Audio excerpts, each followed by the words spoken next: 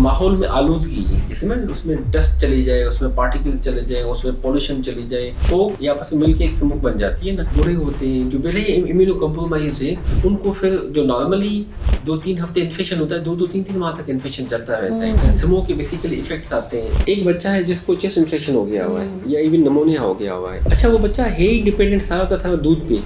अगर आप उसको दूध बंद करेंगे रेशे की वजह से, उन्हें अल्टीमेटली उनकी कॉम्प्लिकेशन हो जाएगी। ओपीडी में पेशेंट यही कंप्लेन करते हैं, जब हमने स्पिटिंग की थी, जो ब्लड आ गई थी, तो कहीं कैंसर तो नहीं हो गया। पेशेंट होते हैं जो रिपीटेडली गले को साफ करते रहते हैं। One of the most common का जो देखा गया है, मैदे की जो एसिडिटी है, रिफ्लक्स आता रहता है, अल्टीमेटली वो हाइड्रोक्लोरिक एसिड गले के पीछे ना थिकनिंग होती रहती है, ग्रेन्यूल्स बनते रहते हैं, दाने से बनते रहते हैं। तो वो लोग जो mostly junk food, fast food वगैरह इस्तेमाल करते रहते हैं, बेहताश एंटीबायोटिक लेते हैं, उनमें भी चांसेस होते हैं ये दाने से मिल जाते हैं।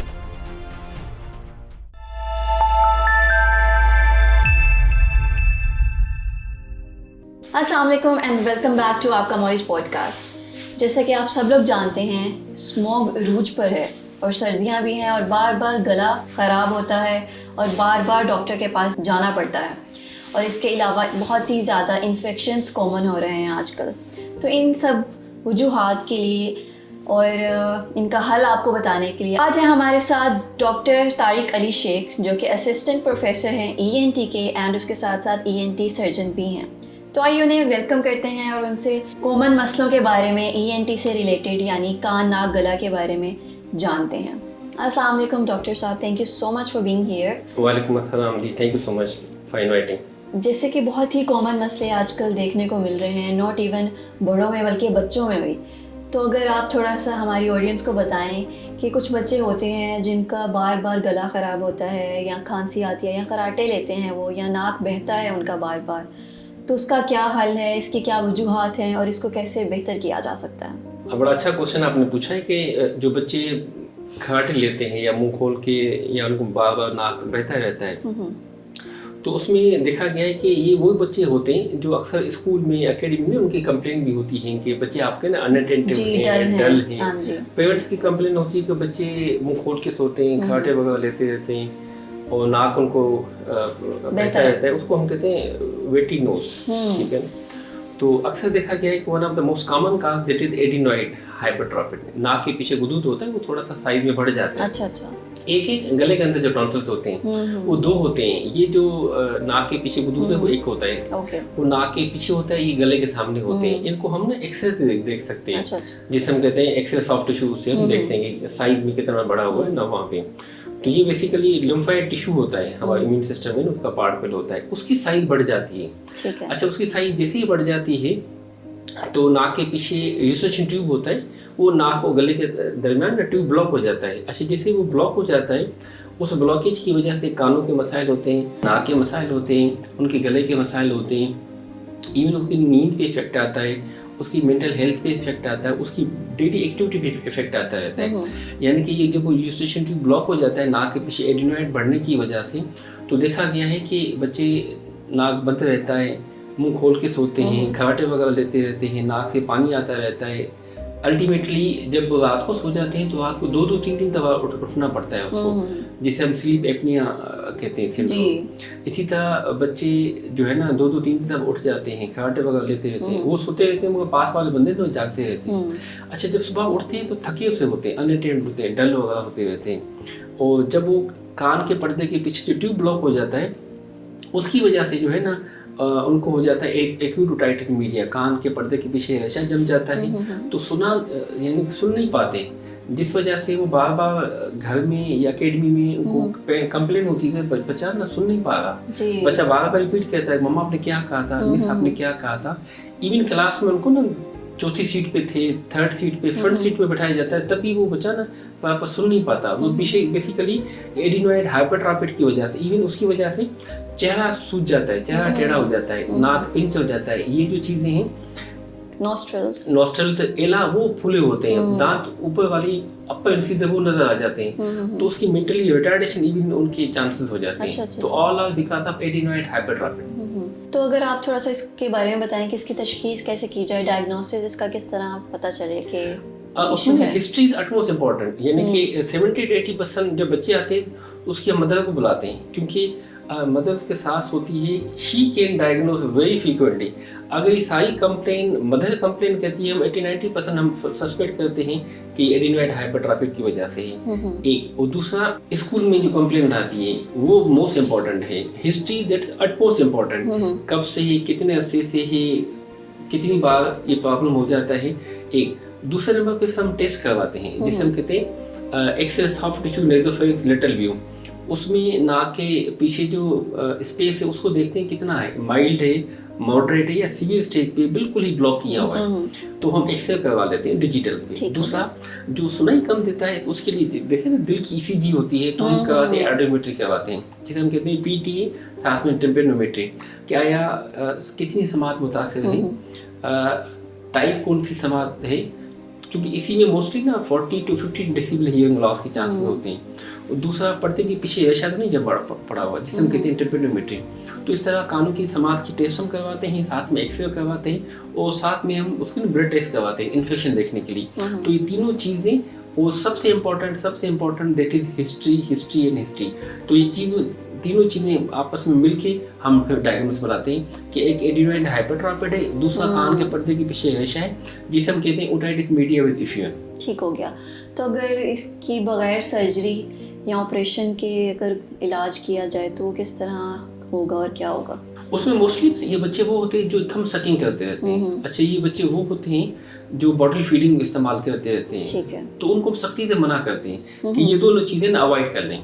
दूसरे नंबर पे वो जो बच्चे स्पेशली कोल्ड ड्रिंक इस्तेमाल करते हैं, पैकेट का जूसेस इस्तेमाल करते रहते हैं, पैकेट के कोल्ड ड्रिंक्स इस्तेमाल करते रहते हैं या बाहर की चीज़ें इस्तेमाल करते रहते हैं, स्पेशली फास्ट फूड वगैरह इस्तेमाल करते रहते हैं, मुख्तलिफ बेवरेजेस जिसमें सिंथेटिक मटेरियल्स केमिकल्स वगैरह होते हैं, चॉकलेट्स इस्तेमाल करते रहते हैं, तो इनसे हम सख्ती से मना करवाते हैं।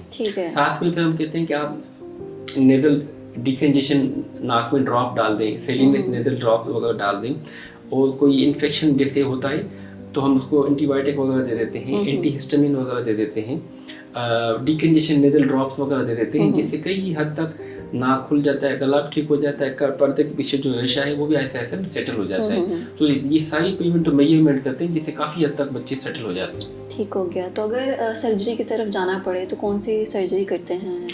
उसमें यह है कि अगर बच्चों की सारी प्रिवेंटिव मेजरमेंट आपने किए और मेडिकेशन भी साथ में दी, एटलीस्ट हम ये करवा के ना मेडिकेशन अप टू 3 मंथ तक हम देते हैं। अगर 3 माह तक आपने दिया हुआ उसके बावजूद भी सेटल नहीं हुआ, now this is the time to surgery. ऐसे पेशेंट में फिर हम सर्जरी करते हैं कि कान के पर्दे के पीछे चीरा देते हैं जिसे हम कहते हैं मारिंगोटमी, चीरा दे के हम ट्यूब डाल देते हैं, गवर्नमेंट इंसर्शन करते हैं, इसे वेंटिलेशन ट्यूब भी कहते हैं, जिससे ड्रेनेज होती रहती है, कान के पर्दे के पीछे जो थिक पड़ा हुआ है रेशा वो निकलता रहता है, वेंटिलेशन होती है जिससे समात बिल्कुल सेटल हो जाती है। इस तरह नाक के पीछे जो वदूद होता है जिसे हम एडिनोइड कहते हैं, दोनों होता है, एक होता है कन्वेंशनल हम निकाल देते हैं, एडिनोइड क्यूवेट के साथ निकाल देते हैं, सुबह को आया था बच्चा शाम को डिस्चार्ज हो जाता है। दूसरा आजकल जो लेटेस्ट है that is endoscopic sinus surgery, camera के थ्रू, जिसमें कट या टांका भी नहीं होता, कैमरा के थ्रू जो है ना वो एडिनोइड निकाल दिया जाता है, डिवाइड हम यूज़ कर लेते हैं, उससे बिल्कुल बच्चे का ना सांस बेहतर हो जाता है, बच्चा रात को पुरसकून रात को सो जाता है, समाज उसकी बेहतर हो जाती है। तो सारी ये कॉम्प्लिकेशन बच्चे की बिल्कुल सेटल हो जाती है, बिल्कुल पूरा आपका overall quality of life improve हो जाता है। बिल्कुल ठीक बात आपने कही है। इसके अलावा गले में दाने, लाल दाने बन जाते हैं, गले कान में दर्द रहती है, मुंह खोलना पड़ता है, बार बार गला साफ करना पड़ता है, तो इसका क्या इलाज है? इससे बचने के लिए क्या किया जाए? जी जैसे आपने कहा कि गले के पीछे जो दाने बनते हैं उसको नॉर्मली कहते हैं ग्रेन्युलर फेरेंजाइटिस। ग्रेन्युलर फेरेंजाइटिस वो ज़ुबान की ना पिछली वाली जो वाल है, फेरेंजियल वाल, वहाँ पे छोटे छोटे दाने से बने होते हैं, लाल से दाने से बने होते हैं। अक्सर आपने जब भी शीशे के सामने देखेंगे तो छोटे छोटे दाने से ना बने होते हैं।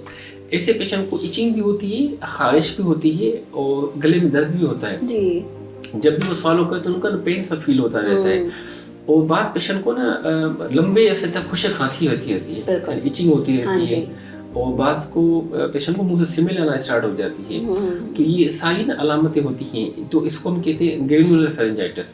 तो उसमें मोस्टली देखा गया कि वो पेशेंट होते हैं जो रिपीटेडली गले को साफ करते रहते हैं, बार बार सतह को इसे हम कहते हैं हार्टलिंग साइन कहते हैं। तो one of the most common का जो देखा गया है वो है कि मैदे की जो एसिडिटी है जिसे हम कहते हैं हाइड्रोक्लोरिक एसिड, रिफ्लक्स आता रहता है, अल्टीमेटली वो हाइड्रोक्लोरिक एसिड गले के पीछे ना वॉल पे थिकनिंग होती रहती है, ग्रेन्यूल्स बनते रहते हैं, दाने से बनते रहते हैं। दूसरे नंबर पे देखा गया है वो लोग जो जिनको ना नाक से केरा आता रहता है, जिसे हम कहते हैं पोस्ट नेजल ड्रिबलिंग कहते हैं। नाक से केरा नॉर्मली आता है तो वो गले से अल्टीमेटली अलग से ना हम स्वॉलो कर लेते हैं। तो जब वो केरा बार बार गिरता रहता है नाक की पिछली जगह से गले की तरफ पीछे वॉल पे, तो बार बार जब उसकी ट्रिकलिंग होती रहती है एलर्जी की वजह से, इन्फेक्शन की वजह से, वायरल इन्फेक्शन की वजह से, बैक्टीरियल इन्फेक्शन की वजह से, मुख्तलिफ वजूहात की वजह से साइनसेस ब्लॉक होते हैं, तो क्या जो गिरता रहता है तो वो छोटे छोटे ना वहाँ पे दाने बनते रहते हैं। ठीक है। तीसरे नंबर पे वो लोग जो बेहताश एंटीबायोटिक इस्तेमाल करते रहते हैं, एक एंटीबायोटिक 5-7 दिन, फिर दूसरी एंटीबायोटिक, फिर वो तीसरी एंटीबायोटिक, फिर चौथी, बेहताश एंटीबायोटिक लेते हैं तो उनको भी ये प्रॉब्लम होती रहती है। अच्छा। जिनको गले में ड्राइनेस होती रहती है उसमें भी चांसेस होते रहते हैं। ये वो लोग जिनका ना लाइफ स्टाइल डिस्टर्ब हुआ होता है, मतलब वो लोग जो मोस्टली जो है ना नाश्ते से पहले पानी नहीं पीते, नाश्ते में जो है ना जंक फूड, फास्ट फूड वगैरह इस्तेमाल करते रहते हैं, कोल्ड ड्रिंक्स इस्तेमाल करते रहते हैं, स्पाइसी फूड इस्तेमाल करते रहते हैं, बिरयानी जैसे हो गई, पराठे वगैरह हो गए, ऑयली चीज़ें इस्तेमाल करते रहते हैं, उनमें भी चांसेस होते हैं ये दाने से मिल जाते हैं। चलिए आपने जैसे वजूहात वगैरह तो मुझे बता दी गले में जो दाने पीछे बनते हैं, तो अगर आप उसका ट्रीटमेंट या इलाज बता दें तो हमारे व्यूअर्स के लिए आसानी हो जाएगी थोड़ी सी। उसमें सिंपल सा इलाज है, one of the best treatment. अगर इस तरह की कंप्लेंट्स हैं, गले के सामने आपको दाने बने हुए होते हैं, तो प्लीज़ स्टॉप यू एंटीबायोटिक। जितनी भी आप मुख्तलिफ किस्म के एंटीबायोटिक आप ले रहे हैं 3 हफ्ते से 4 हफ्ते से, बेसिकली इसका इफेक्ट आ रहा है, तो एक तो हम एंटीबायोटिक तमाम के तमाम बंद कर लेते हैं। सेकंड नंबर पे पेन किलर, बेहताश है पेन किलर इस्तेमाल करते रहते हैं, वो भी बेसिकली हम स्टॉप करा लेते हैं।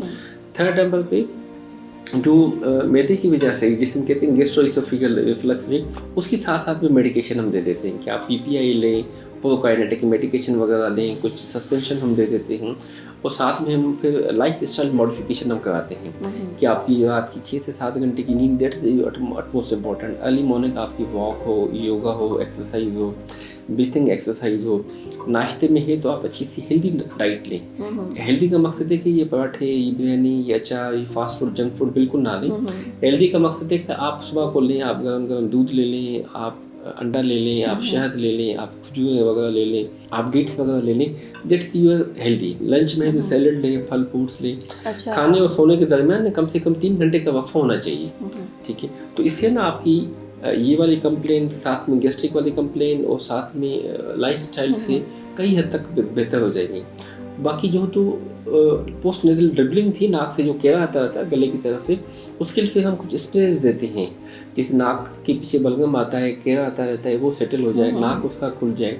साथ में एंटीहिस्टामिन दे देते हैं, डिकंजेशन हम दे देते हैं, उससे वो आहिस्ते आहिस्ते केरा भी ठीक हो जाता है, एलर्जी भी सेटल हो जाती है।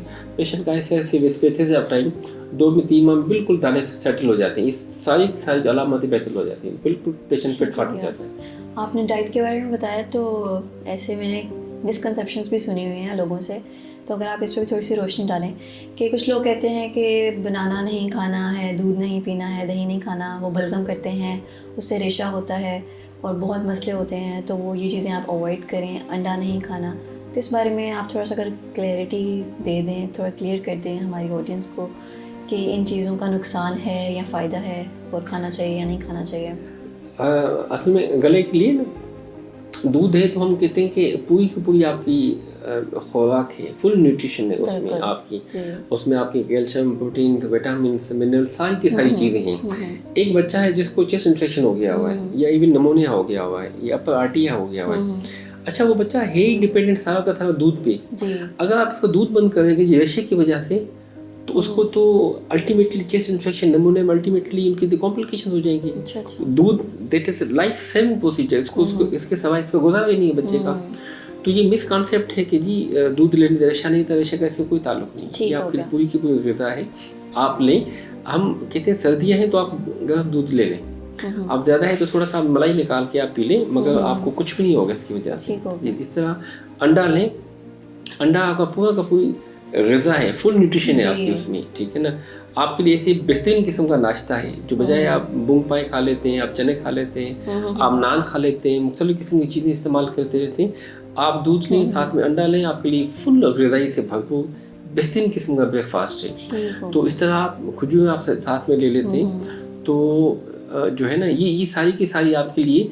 इवन बनाना कभी से रेशानी हम कहते हैं नॉर्मल में लें, आप तो ठंडा करके ना लें आप, ठीक है ना।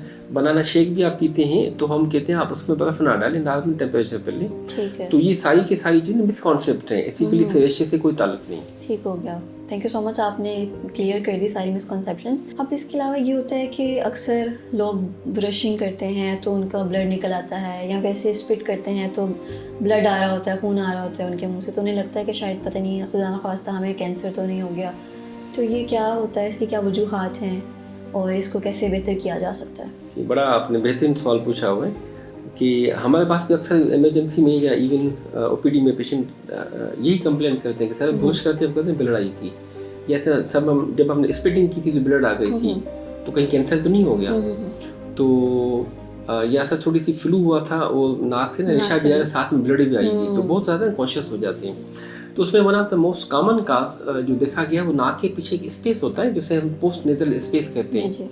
जब भी ना वहाँ पे ड्राइनेस हो जाती है, खुश्की हो जाती है, वहाँ पे छोटे से क्रस्ट बाहर निकल आते हैं, अल्टीमेटली वहाँ पे प्लेक्सिस होता है, ठीक है ना, और वहाँ से फिर ब्लीडिंग आना स्टार्ट हो जाती है। वो नाक के आगे की तरफ आ सकती है, बाद को बलगम के साथ मिक्स होकर ना बाहर की तरफ आ सकती है, जिसे हम ब्लड स्टेन स्प्यूटम कहते हैं, तो उसके साथ ब्लड आ सकती है। तो वो नाक के पिछले वाले स्पेस में इन्फेक्शन की वजह से हो सकता है। दूसरा जो है वो देखा गया कि वो पेशेंट जो ब्रश इस्तेमाल करते हैं, बड़ी जान लगा के इस्तेमाल करते हैं, हार्ड ब्रश इस्तेमाल करते हैं और ज़ोर से ब्रश करते रहते हैं, तो जो है ना गम से ब्लीडिंग आना स्टार्ट हो जाती है। वो भी फिर स्पिटिंग के साथ जो है ना वो बाहर आ जाती है, बंदे को ब्रश के बाद फील होती है कि ये पता नहीं कहाँ से ब्लीड रही है, तो वो बेसिकली गम्स की वजह से होता रहता है। तीसरा, गले के पीछे जो वॉल है ग्रेनुलर फेरेंजाइटिस से, वहाँ पे इन्फेक्शन हो जाए, वहाँ पे से भी ना ब्लीडिंग के आने चांसेस होते रहते हैं। चौथे नंबर पे वो जिनको ना मैदे के प्रॉब्लम होते रहते हैं,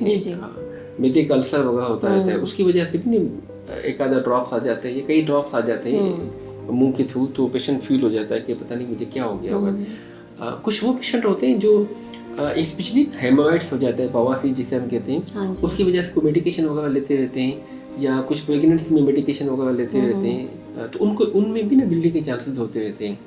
या कुछ पेशेंट ना मेडिकेशन लेते हैं खून पतला करने की, उसकी वजह से ब्लीडिंग आती है। तो ये सारे काजेस होते हैं मुंह से ब्लड आने के। तो इसका फिर क्या इलाज है, इसको कैसे बेहतर किया जा सकता है? उसमें ये कि सिंपल, अगर आप हार्ड ब्रश इस्तेमाल करते हैं, जोर से ब्रश इस्तेमाल करते हैं, तो हम कहते हैं आप सॉफ्ट ब्रश इस्तेमाल करें, बड़ा डेलिकेट सा हो, और सुबह नाश्ते के बाद इस्तेमाल करें 2 से 3 मिनट के लिए। रात को सोने से पहले आप जो है ना ब्रश इस्तेमाल करें, सॉफ्ट और डेलिकेट सा हो, और टीथ पे हो, गम्स पे ना हो, ठीक है ना। तो एक तो ये हम करते हैं सॉफ्ट ब्रश। दूसरा, नाक के पीछे जो ड्राइनेस हो जाती है, तो हम कहते हैं रात सुबह को, दोपहर को, रात को सोते वक्त 3-3 ड्रॉप ना लिक्विड पैराफिन के डाल दें, ठीक है ना। तो नाक के पीछे जो ड्राइनेस है, क्रस्ट है, वो आपकी आइस सेटल हो जाती है। बिलफर्ज कोई सोर्स ऑफ इन्फेक्शन है तो एक दफ़ा आप ENT कंसल्टेंट को दिखा दें, क्योंकि ओवरऑल एक दफ़ा हम फ्लेक्सिबल एंडोस्कोपी करके भी देख लेते हैं। फ्लेक्सिबल एंडोस्कोपी में बड़ी डेलिकेट सी होती है, फाइबर टाइप एंडोस्कोप होता है, नाक के पीछे देख लेते हैं, तो स्पेस में ना सारा इन्फेक्शन आपको आइडिया हो जाता है। फिर आप ज़बान की जड़, खुराक की नाली, सांस की नाली, जो खाने के पैसेज होते हैं 3 वो, और इवन नीचे जो ट्रैकिया होता है ब्रोंकस से ब्रोंक्यूल, वो भी आप सारे के सारे ना आप चीज़ें एक आपकी ना नजर आ जाती हैं एंडोस्कोप से। तो क्योंकि कुछ पेशेंट होते हैं ना पीछे स्पेस था, तो उसको हम कहते हैं आप लिक्विड पैराफिन के ड्रॉप डाल दें। कोई इन्फेक्शन है तो उसको एंटीबायोटिक, एनाल्जेसिक, एंटीबायोटिक, कुछ स्प्रेस वगैरह इस्तेमाल करते हैं। नाक को हम कहते हैं खुश्क ना होने दें, खुश्की होगी, ड्राइनेस होगी, अल्टीमेट ब्लीडिंग के चांसेस होते रहते हैं। इसी तरह जो गले की तरफ दाने बने होते हैं, उसकी फिर मेडिकेशन देते हैं। सॉरी टू कट यू, खुश्क ना होने दें, इसका थोड़ा सा बताएं। हाँ, जैसे ना अक्सर छोटे बच्चे होते हैं वो नाक में ना उंगलियां मारते रहते हैं, तो नाक के आगे वाली हिस्से पे झिल्ली होती है जी जी, म्यूकोपेरिकार्डियम होती है, वहाँ पे छोटे छोटे 4 ब्लड वेसल्स होती हैं, खून की नालियाँ। तो जब भी वहाँ पे बार बार हम नाक को छेड़ते रहते हैं फिंगर नेल ड्रामा से, तो अल्टीमेटली नाक में इचिंग होती है, खारिश होती है, तो वहाँ पे ड्राइनेस हो जाती है। जब भी ना नाक को खुरचते हैं हम वहाँ पे, तो वो जो खुश्की है वो टूट जाती है। तो नीचे 4 ब्लड वेसल्स होती है, उसे हम कहते हैं केसल प्लेक्सस, वो खुल जाते हैं, तो ब्लीडिंग स्टार्ट हो जाती है। इसी तरह नाक के पीछे भी अगर ड्राइनेस है, खुश्की है, तो हम कहते हैं वहाँ पे भी ना आप ड्रॉप डाल दें, जिससे वो खुश्की ना आए, ड्राइनेस ना आए। जब भी वो छींक से या एलर्जी से या फोर्सफुल ब्लोइंग से वो नाड़ें खुल जाती है, ब्लीडिंग आने स्टार्ट हो जाती है, तभी हम इसे पेशेंट को फिर कहते हैं हम एंटीहिस्टामिन वगैरह ले लें, डीकेजिन ड्रॉप्स वगैरह ले लें, कोई इन्फेक्शन है तो एंटीबायोटिक वगैरह आप ले लें, जिससे आपकी खुश्की ना रहे। ठीक है ना। तो इसी तरह गले में दाने होते हैं तो उसमें माउथ वॉश दे देते हैं, पीपीआई की मेडिकेशन वगैरह दे देते हैं, प्रोकाइनेटिक मेडिकेशन देते हैं, साथ में लाइफ स्टाइल मॉडिफिकेशन करवाते हैं, जिससे वो दाने सेटल हो जाएंगे। इन एडिशन अगर किसी को सांस की जो पाइप होता है, जिसे हम ट्रैकिया कहते हैं, ब्रोंकस ब्रोंकियल, उसका कोई इन्फेक्शन है, उसको भी हम ट्रीट कर लेते हैं in the form of diagnose हो कि चेस्ट का कौन सा इन्फेक्शन है, वायरल है, बैक्टीरियल इन्फेक्शन है, उसको मेडिकेट करते हैं। तो अगर कोई सांस की नाली से या लंग्स से भी ब्लीडिंग आती है, वो भी सेटल हो जाती है। तो फर्स्ट टू डायग्नोस, फिर उसको ट्रीट करना, दैट इज मोस्ट इम्पॉर्टेंट। ठीक है, आपने बहुत ही आसान लफ्ज़ों में ट्रीटमेंट स्टेप्स बता दिए हैं। मुझे लगता है कि ज़रूर ये मददगार साबित होंगे हमारी ऑडियंस के लिए। अब जैसे सर्दियां भी आ गई हैं, उसकी वजह से भी एक तो गला बार बार ख़राब होता है, दूसरा स्मोक इतनी ज़्यादा है कि आए दिन कई केसेस आ रहे होते हैं कि इन्फेक्शन हो गया है या गला बार बार ख़राब हो रहा है और बहुत ज़्यादा टाइम लग रहा है ठीक होने में। तो इसके बारे में आप क्या कहेंगे कि किस तरह स्मोक से बचा जाए और किस तरह अपनी ENT हेल्थ को बेहतर बनाया जाए, और क्या स्टेप्स हम ले सकते हैं इसको ट्रीट करने के लिए, और क्या बेहतरी की तरफ हम जल्दी जा सकें, और क्या तदाबीर इख्तियार कर सकते हैं हम basically. Thank you so much for inviting me at knowledge. Basically smoke जो है वो हम कहते हैं फोग और स्मोक, ये आपस में मिलकर एक स्मोक बन जाती है ना। तो माहौल में आलूदगी जिसमें उसमें डस्ट चली जाए, उसमें पार्टिकल चले जाए, उसमें पॉल्यूशन चली जाए, उसमें केमिकल्स चले जाएं, ठीक है ना। चाहे वो केमिकल्स जैसे आजकल शहरों में फैक्ट्रियां बनी हुई हैं, उसकी कंबशन की वजह से, उसकी जो है ना केमिकल्स की वजह से।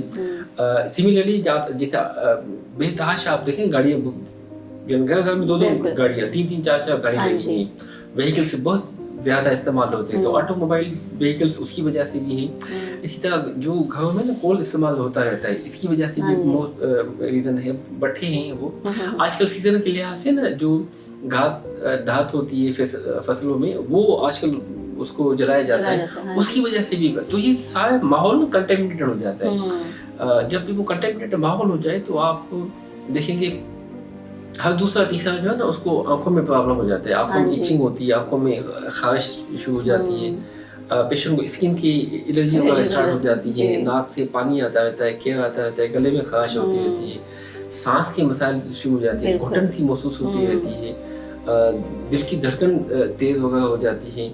और जो है ना, ये मोस्टली बच्चों में भी इफेक्ट कर लेते हैं, इवन बड़ों में भी इफेक्ट हो जाता है, प्रेग्नेंट वुमेन है उनको भी इफेक्ट हो जाता है। इसी तरह वो जो इम्यूनो कॉम्प्रोमाइज पेशेंट हैं, स्पेशली जैसे अनकंट्रोल्ड डायबिटीज वाले हैं, HIV वाले पेशेंट हैं, जो जिनको ऑलरेडी कैंसर है, उनको ये स्मोक बेहद इफेक्ट करता रहता है। इवन कहा जाता है कि जो एलर्जी वाले पेशेंट हैं, जिनको पहले से ही छींके पानी क्या आता रहता है, उनको चांसेस होते हैं कि गले में क्या अल्टीमेटली छाती से ना दमा ना हो जाए, उसको एस्थमा वाला कंडीशन ना हो जाए। जो माएँ होती हैं उनमें चांसेस होते हैं कि बच्चों की ना मेंटल जो है ना ग्रोथ रुक जाए, मेंटल रिटार्ड ना हो जाए। बच्चे जब इवन पैदा होते हैं इसी स्मोक वाले कंडीशन में, लोग बस बेड के साथ आते रहते हैं। इसी तरह जो बाबे होते हैं, बूढ़े होते हैं, जो पहले ही इम्यूनो कॉम्प्रोमाइज है, उनको फिर जो नॉर्मली 2-3 हफ्ते इन्फेक्शन होता है, 2-3 माह तक इन्फेक्शन चलता रहता है। तो ये सारे के सारे ना स्मोक के बेसिकली इफेक्ट्स आते हैं बच्चों में, बड़ों में, हर कैटेगरी पे ना इफेक्ट आता रहता है। तो इट्स अटमोस्ट इम्पोर्टेंट कि आप जो है ना, आप आइडेंटिफाई करें और उसको ना आप ट्रीट कर लें कि ये स्मोक है। तो हम एटलीस्ट घर पे होते हैं तो हम कहते हैं कि आप प्लीज़ आप घर पे हैं तो अपने घर की जो खिड़कियाँ हैं, दरवाजे हैं, वो आप अपने क्लोज कर लें। हाँ, दरवाजे पे अपने इन आउट हो तो कम से कम गीला कपड़ा आप रखें, जैसे आपकी डायरेक्टली जो स्मोक वाली है वो अंदर की तरफ ना जाए। आप कोशिश करें कि घर से बाहर कम से कम यानी कि आप हों। अगर आप घर से बाहर से अगर आ भी जाते हैं, किसी मजबूरी की वजह से आपको बाहर जाना पड़ रहा है, तो हम कहते हैं आप मास्क इस्तेमाल करें। हाँ, अगर आप बाइक पे हैं तो आप हेलमेट इस्तेमाल करें, उसके साथ साथ आप मास्क इस्तेमाल करें। आप गाड़ी पे हैं तो गाड़ी के शीशे आप अच्छी तरीके से आपके कवर्ड हों। कोशिश करें जहाँ पे भी आप जाते हैं क्राउडेड एरिया पे ना जाएं, ठीक है ना, गुंजान इलाके में जहाँ पे बेतहाशा क्राउडेड है वहाँ पे ना जाएं। अच्छा, जो लोग जो है ना आई कांटेक्ट लेते हैं तो हम कहते हैं वो ना लें। आप इस्तेमाल करें, आप ग्लासेस लें। कोशिश करें कि दिन के टाइम पे तो आप डार्क ग्लासेस इस्तेमाल करें, जिससे डायरेक्ट जो है ना रेज आपकी तरफ ना जाए, डायरेक्ट आपको ना इफेक्ट ना करे। अच्छा, घर आप वापस आ गए तो हम कहते हैं कि इमीडिएटली आप ना अपने आईज वॉश करें, आप गार्गल्स वगैरह करें, नाक को अच्छी तरीके से वुजू की तरह आप अपने साफ करें, हैंड वॉश आप अपने करें, ठीक है। और फिर आप घर पे रहें। घर पे हो तो आप कोशिश करें कि आप जो है ना गरम गरम दूध ले लें, आप सूप ले लें, आप यखनी लें, आप अपना चाय लें, कॉफ़ी लें, इस तरह की चीज़ें ना, आप अंडा लें। दिन के टाइम पे तो आप सैलेड लें, फल फ्रूट्स लें, आपके इम्यून सिस्टम भी बढ़ता है। साथ में आप नाक कान गले की आप ख्याल रखें। अगर फौरन कोई छींके पानी आ जाता है तो साथ में एंटी हिस्टामिन वगैरह अपने आप को ले लें। तो ये प्रिवेंटिव मेजरमेंट है घर पे, इस तरह प्रिवेंटिव मेजरमेंट है बाहर, इसे प्रिवेंटिव मेजरमेंट है ट्रैफिक। ओवरऑल अगर हम बात कर लें तो this is utmost important government level पे कि जो गुंजन इलाकों में जो कोल्ड इस्तेमाल होता रहता है उससे हम अवॉइड कर लें। फैक्ट्रियाँ जो शहर में हुई हुई हैं उनको माइग्रेट करके वो पेरिफेरी में करवाई जाए, और जो है ना कंबस्शन जो होती रहती है फसलों की, वो कोशिश की जाए कि जो है ना उसको डिस्पोज किया जाए पेरिफेरी की तरफ, शहर की तरफ उसकी ना हो। जो बेतहाशा ऑटोमोबाइल व्हीकल्स हैं उस पर प्रोटेक्टिव मेजरमेंट जो होती हैं उसका ख्याल किया जाए। पब्लिक अवेयरनेस किया जाए कि जी आप घरों से कम बाहर निकले इमरजेंसी की शक्ल में, बहुत ज़्यादा इम्पोर्टेंट है। उसमें स्कूल बच्चों में ही तो उनमें प्रिवेंटिव मेजरमेंट की जाए, अवेयरनेस किया जाए स्कूल कॉलेज यूनिवर्सिटीज़ में। इससे करने से ना आपका घर, आपके स्कूल कॉलेज यूनिवर्सिटियाँ और शहर में काफ़ी हद तक इफेक्ट आ जाएगा।